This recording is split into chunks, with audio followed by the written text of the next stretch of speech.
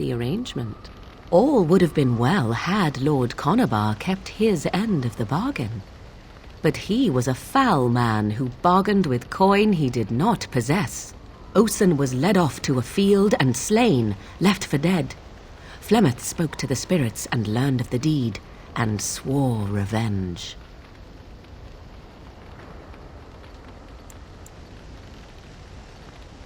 That was not the point. Conobar had no honor, so she would not have him. Flemeth begged the spirits to aid her, and 'twas they who slew Conobar. The demon the legend tells of came later. Lord Conobar's allies chased Flemeth, you see, chased her to the wilds, and there she hid. There she found the demon, and he made her strong. The legends all speak of the great hero Cormac, he who defeated Flemeth and her great army when she invaded the lowlands centuries later. All lies.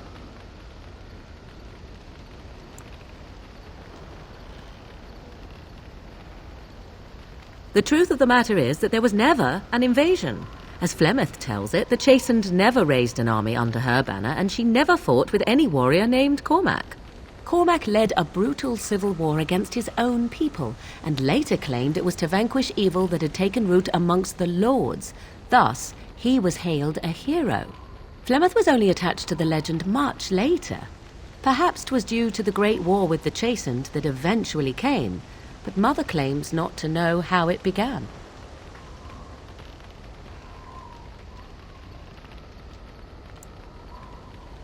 The demon within her has transformed her into something else. An abomination, perhaps some would say. I know not. I only know my mother is clever, and she is part of the wilds as it is part of her. But she is no immortal. She bleeds. A blade in her heart would kill her like any other, were it lucky enough to find her. You ask if I have sisters. I have asked of this myself.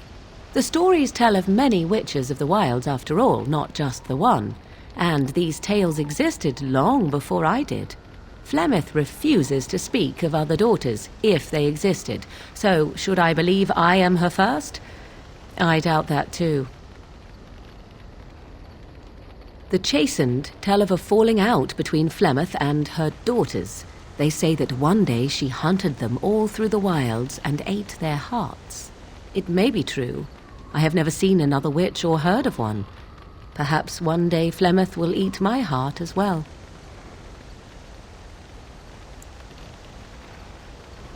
How often is this usually? Always? If not always, then when is it not true? There are more things in this world and the next than you or I could ever hope to understand. What Flemeth became is a mystery. I suspect even to her. I do not believe everything that Flemeth claims. Oft it seems her bitterness has coloured her memories. But on the whole, yes, I believe this tale, if not all. Flemeth tells it with far more embellishment than I, but you are welcome. Dare I ask of your own mother?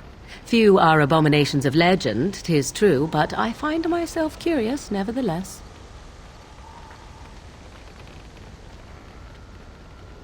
Ah, then you have my sympathies for what it is worth. Which is very little, I am certain. It matters not. Let us move on. Yes? So, full of questions, are you?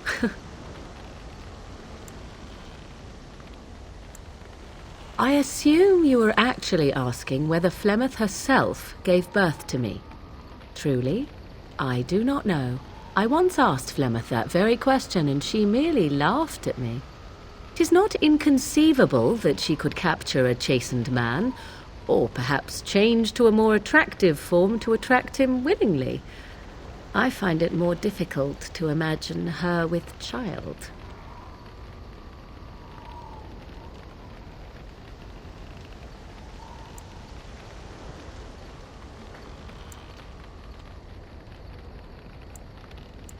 As a matter of fact, I remember her being younger once.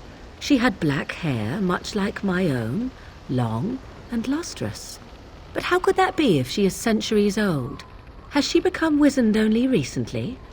Or are the tales of her legend only that, and nothing more? I do know the tales of Flemeth having many daughters, even though I have never met another, and Flemeth has always treated me as her blood.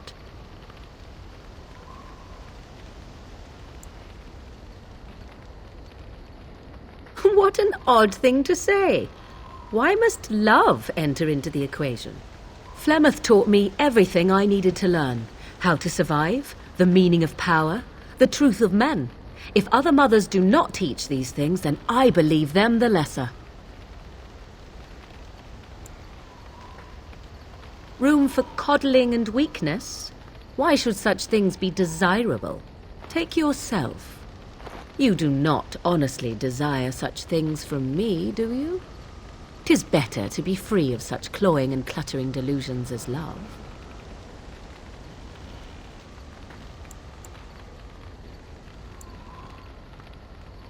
I do not consider it a limitation. Not leaping into a burning building also happens to be an experience best avoided. I tire of this discussion. Let us move on, shall we? Yes? So, full of questions, are you? You are very cute to ask so many questions.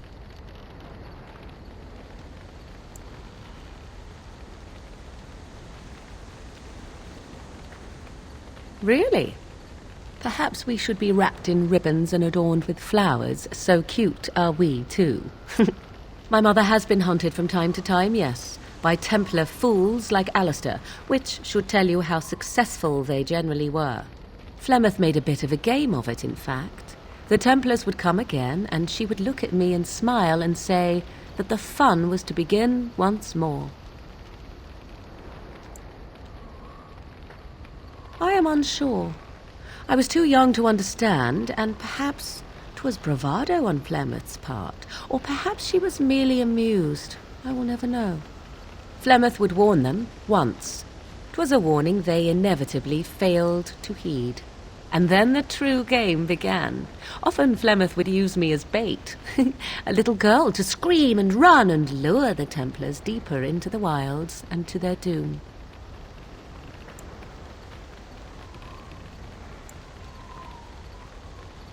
Sometimes. Eventually. Thankfully, the wilds is a vast place. Once they found us, Flemeth would simply move us elsewhere, and we would be lost within the forest once again. I did not understand the danger we faced until I was much older. I had never heard of apostates or maleficarum.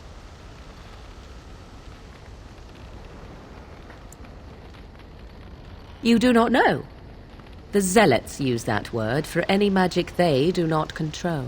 The chantry sees any mages not leashed to the circle of magi as apostates, and apostates could become maleficarum, evil mages that resort to blood magic and become demon-enslaved abominations.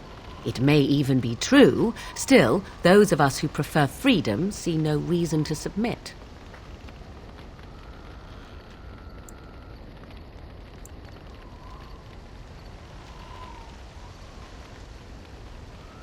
Thank you for small favors, then, at the very least. Enough of this talk. Let us return to the task at hand. Yes? So, full of questions. Possibly, if I had the desire to. I do not.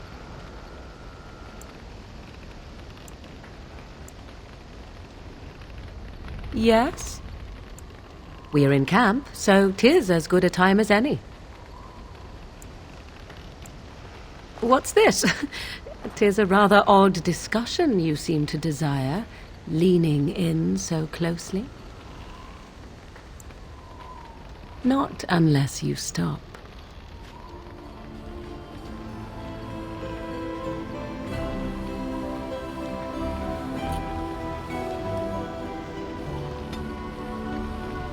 Yes?